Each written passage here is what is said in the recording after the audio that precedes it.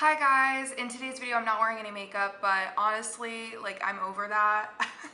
I don't even know if I'm gonna put on makeup at all today. It's just kind of a chill Saturday for me. I'm probably just gonna go to the gym, film this video, film a couple other videos. So coming up, I am going to film my favorite celebrity fragrances video. And then, oh, I was going to do something else, I forgot. Oh, I have another haul. So this is just testing out niche samples for the third time. But then I also have a haul of recent fragrances that I picked up. So unfortunately, I did already start filming this video and I already know how the first two fragrances smell, but thankfully I have not smelled the main players of this video. So I did get 4 the House of Oud fragrances, and I'm really hoping at least one of them is a gem. So anyway, first, let's go back in time to Montale's Vanille Absolu. So the notes in here are cinnamon, woodsy notes, cloves, and vanilla. So very simple. Okay, this is a very light, soft fragrance. I haven't tried it on my skin, but it kind of gives me the impression that if you were to wear it, it would be a skin scent. It wouldn't really project much. And I was saying when I was filming this earlier that it kind of just feels like the vanilla version of Chocolate Greedy, except Chocolate Greedy has tonka bean and it's a lot more interesting and a lot more prominent. Like if it was a softer vanilla version, it would be this. The cinnamon is not center stage. It's like mainly vanilla. Of course, it's called Vanille Absolu, with like all this stuff kind of in the background very minimally. Honestly, I've sampled so many Montale fragrances at this point, and I think the only one that is worth your money, unless you really like roses, try Intense Cafe, is Chocolate Greedy. Anyway, you guys, like I really don't have anything to say about that. Very disappointed by that one. Okay, moving on is Mango Skin by Vilhelm Parfumerie. And so when I first smelled this, I was like, oh my gosh. Okay, so I've always thought that some fragrances smell like deodorant in the sense that something about them is very like sharp and juicy. I don't know how to describe it, but tell me you guys know what I'm talking about. It is present in Burberry Her and it's present in here. And I like that, I don't mind it, but I just can't help but notice it does kind of pull a little bit deodorant-like in a certain way. But anyways, I mainly get the black currant, I can see that. And the mango is really not that present. I've heard a lot of people say that this is like a juicy, real mango. This does not smell like a real mango. There's so many other things. Okay, how do I explain it? Like the mango note might be authentic, but this doesn't just smell like a mango, and that's what a lot of people said. So it has violet, and I'm seeing that. I think that's what's making it pull kind of deodorant-like. This is a very interesting fragrance. I'll definitely have to wear it and see how it goes. I'm liking it so far. I definitely think it smells expensive. It smells different. I like it. Okay, we're moving on to the House of Oud, and I don't know where to start. Okay, let's start with Grape Pearls, and I am excited about this one, but I feel like I'll really love the other ones, so I'll just wait for those. So I can see in these accords it says rose, and yeah. It's hard when you smell fragrance for the first time to smell all of the different notes. I feel that's why you have to wear fragrances to truly understand. Okay, so it starts off with blueberry and floral notes. I don't know, middle notes of grapes, rose, coffee, and grape leaves, and base notes of vanilla, white musk, and amber. What's that one fragrance?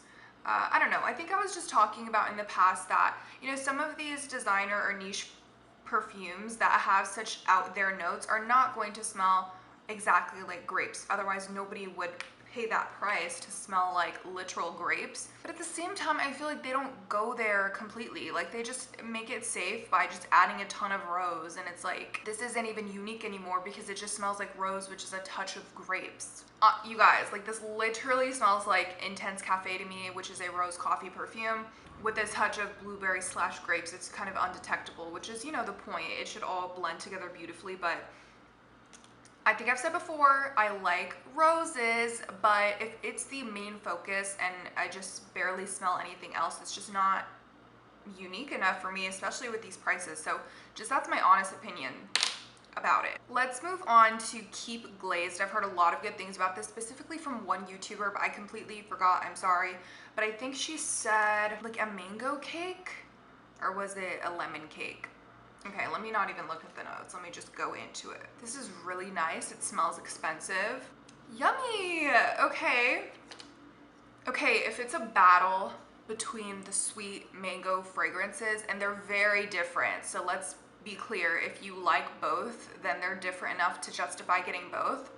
Keep Glazed is much sweeter and creamier. This one, Mango Skin, is much more sharp, with that black currant and the citrus going on. Like, they both have citrus, but like this orange is much more sharp, and it has that deodorant twang, which I said I don't mind, but I actually prefer the fact that Keep Glazed is creamier and doesn't have that sharp deodorant note to it. Wow, this is really, really pretty.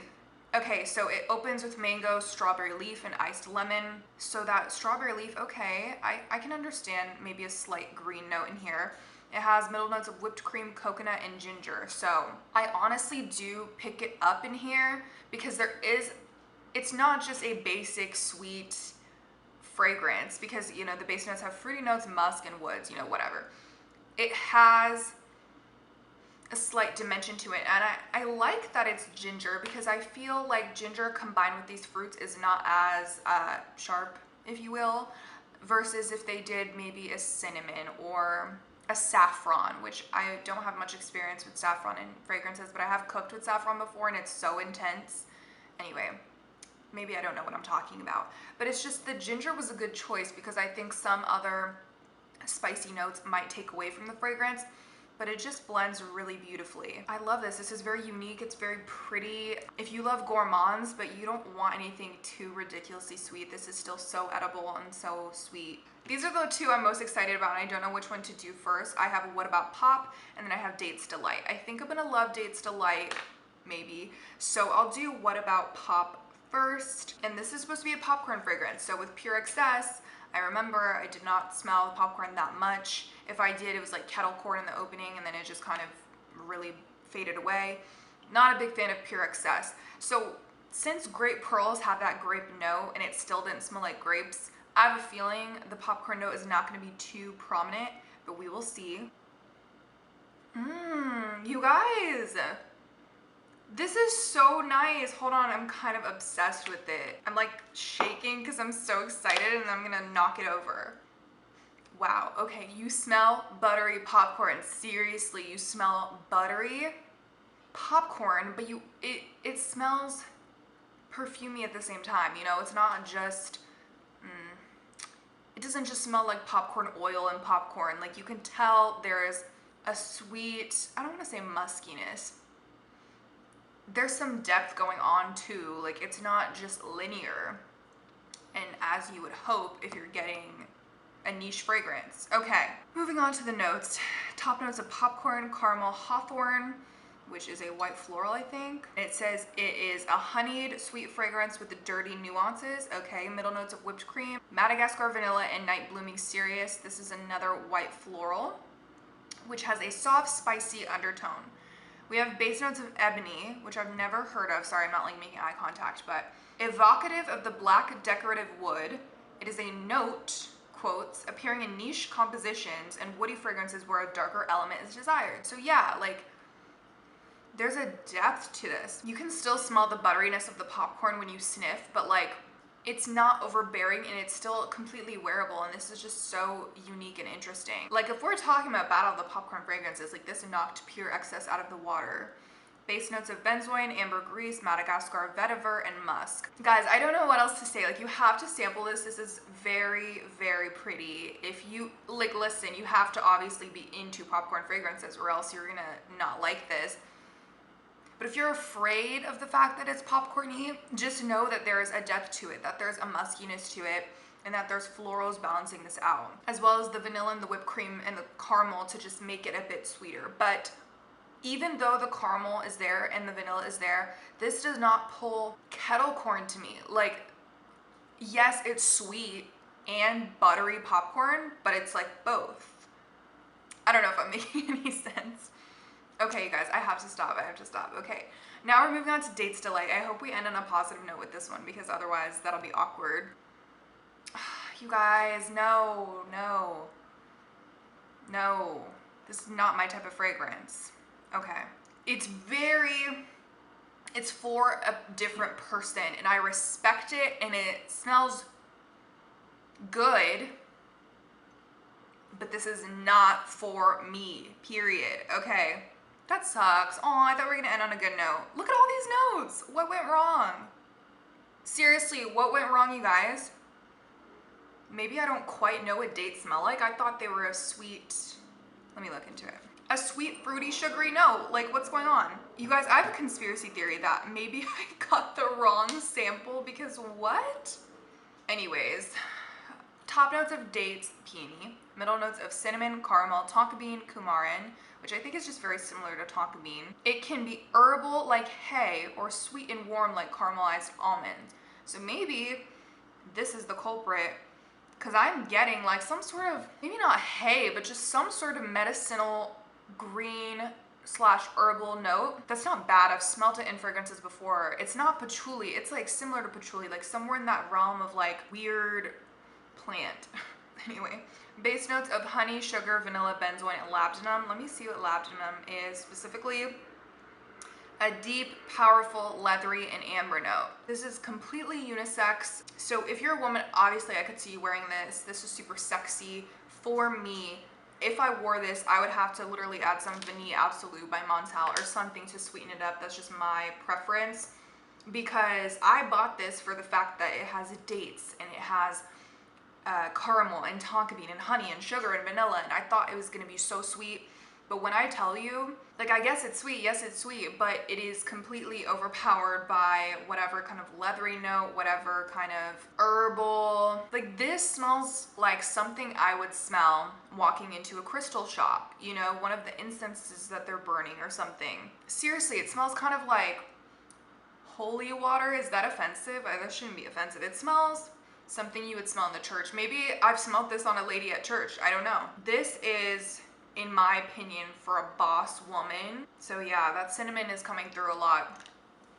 Boss woman in her 40s. 30s, yeah, I can see that, but like 40s.